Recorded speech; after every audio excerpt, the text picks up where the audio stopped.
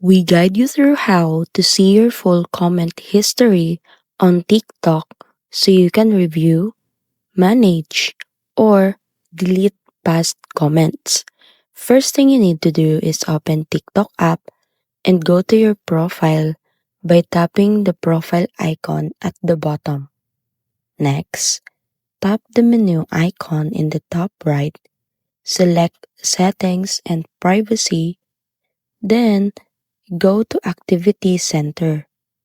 From there, tap Comment History and TikTok will display all the comments you've made across different videos in one place.